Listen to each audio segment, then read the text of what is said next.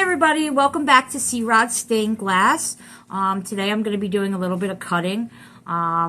Just a little bit of info on how everything works with stained glass. Just so you have an idea, it starts out on, like a sheet of glass. They all come in different sizes, different colors, different textures, all that good stuff. It's beautiful. Check it out. Yeah.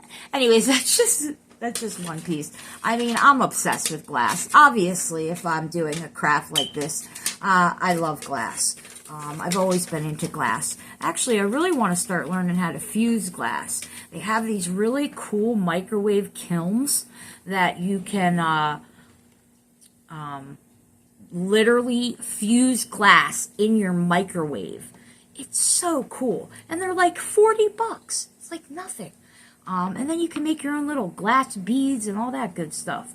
But you do have to find fusible glass, and there's more always to it than just picking up glass and throwing it in your microwave. But it is easier than you'd think, which is really neat. Hopefully I'll eventually get to that point. But yeah, I'm still learning the stained glass process, and learning to get better at it. Okay, so today I am starting on a couple Phillies baseballs. Go Phillies! I'm so excited. We are going to win the World Series. That's right. Not if we win the World Series, but when we win the World Series. Go Phillies! Go Phillies! Go Phillies! I have enough glass right here right now. I ran out of white glass, so I'm going to have to get some more. But I have enough now to make 2 Phillies baseballs, which is awesome.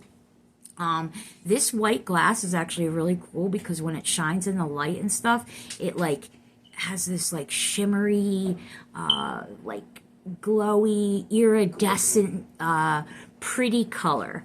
And then I also have the red here, for the Phillies P. I don't know if you guys can see too well, but it's really pretty red in the light. It's going to look awesome, though. I'm sure they're going to be... of course, I'm going to think that they're awesome. The tools that I'm going to be using are these are actually... these are the grosing pliers. I'm sorry. These are used to, nip off, pieces of glass, it's kind of messy. I don't really like using these because the glass goes everywhere, because it just kind of, you're crunching off the glass. You can also use them in other ways, of course. And then I have my running pliers. That's what these are called. I mark the top of my running pliers with this little line. That way I can just kind of, instead of always having to look for the line to line it up with your score line, it's just easier to see. You're going to see how I use all these tools once I start cutting and stuff. And then I've got these suckers, and these are called Silberschnitt pliers. They're awesome. This one tool is $50. Crazy expensive, but really worth it because this helps you cut really deep curves. For example, this piece right here, it's kind of got this deep curve in it, if you can see. These types of cuts are actually really hard to do because glass wants to break how it wants, so a lot of times it breaks and you lose your little corners or your little tails almost. It's not as easy as it looks. So that's what these ones are for, and they're really great. It's got these, I don't know if you can, it's got this spinning, rotating head So you're able to line the little score line. See, I did it with this one too. I kind of highlighted the line. That way you can see it right there. Yeah, right there. So you line your score line up, and then you can keep moving it. Like I said, you'll see how these tools work once I start working with them. And then last but not least, I've got my Toyo pistol grip cutter. This is what actually cuts or scores the glass. It's got this little wheel on it. It's not sharp or anything. You put pressure, and that's what does it. So it's really, really neat. I kind of already have the pattern pieces all drawn out onto my glass. So I'm just gonna show you guys a few cuts and how I do stuff. You know, everybody does things differently. Everybody's got their different ways. I'm gonna start with this one. You know, you got to be careful with how you put your pattern pieces on the glass. Of course, you want to save as much glass as you possibly can, because glass is expensive. Everything about this hobby is expensive. I mean, just the solder, one roll of solder, this thing costs like 20 bucks. It's crazy. And then, you know, one sheet of glass costs, depending on the sheet, I mean, they go from like 10 to... oh God, well, if you get into all these crazy beautiful glasses, it can get pretty pricey. But yeah, everything's crazy expensive, so that's why stained glass is kind of pricey. Also, the main reason it's pricey is because it's very, very time consuming. There are a ton of steps to create a piece of stained glass. So anyways, I'm going to get cut in here. I hold it, you know, the way, there's finger slots, so you kind of get a good, it helps because you put the pressure, you know, you gotta be able to put that pressure in there. So I'm going to, because I got these all like jigsawed and crazy set up on this glass, I'm gonna start up in this corner, and I'm gonna, it's almost like, if you think about like a toy car, a Matchbox car, one of the little guys. It's almost like you want to, it's like you're pushing a Matchbox car. That's the best way that I can put it. And you want to kind of put an even pressure. I'm not really sure if you guys are going to be able to hear, but if you can hear, you can kind of listen. It makes a...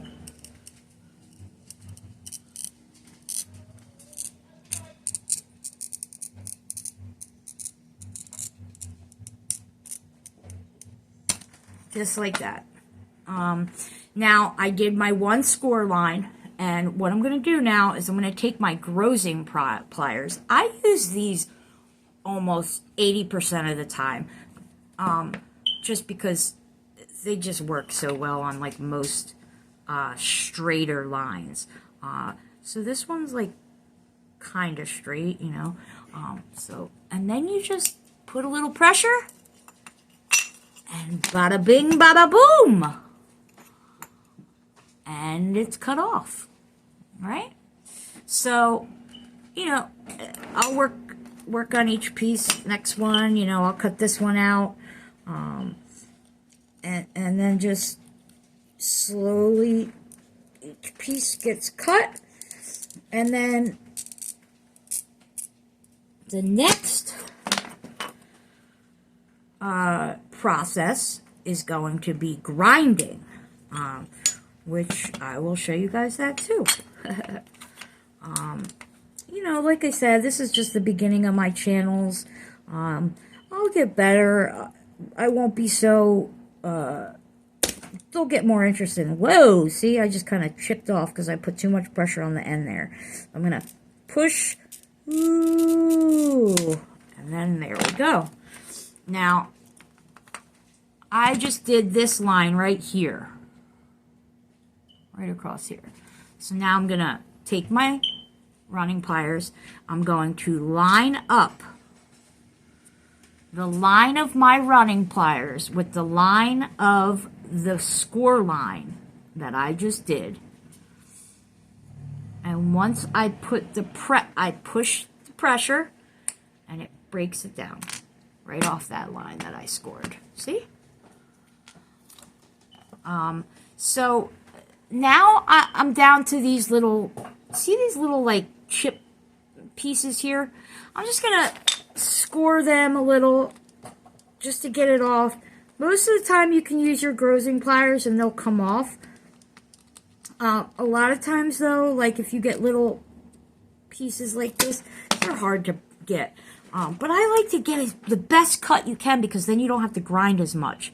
Now I'm using my grazing pliers. I think these are the running. I don't know if I keep saying the wrong thing or right thing, guys. I'm sorry. These are my grazing pliers, and I'm just going to chip off that little junk there. Now, it's, you know, basically off. I still got this one on the top here, and I can actually not even have to score. These things are so good at just kind of getting that extra glass. You just kind of like, yeah, you know. And then, see, now I got that top piece basically off. So that's one piece done.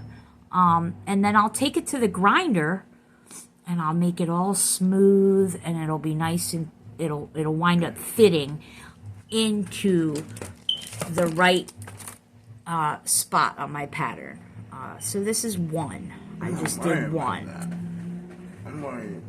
I just did one. And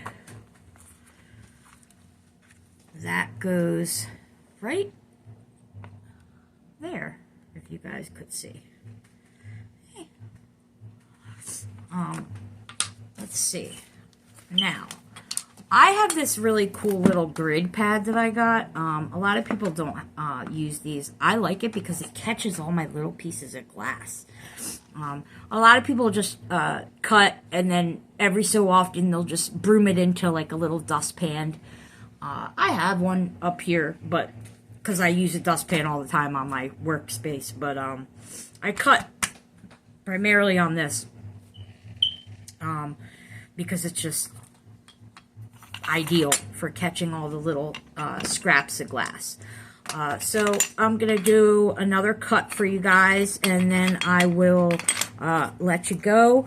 And maybe you guys could, if you have any questions or any good ideas for videos that I can make, just let me know. I mean, because I'm here with you guys learning. Holy moly, that was a little too much pressure. You don't want to do that. And like I said, I'm going to use my grazing or my running pliers, and I'm going to line up the line because I just cut right down this part here. You always have to cut from one end all the way to the other end.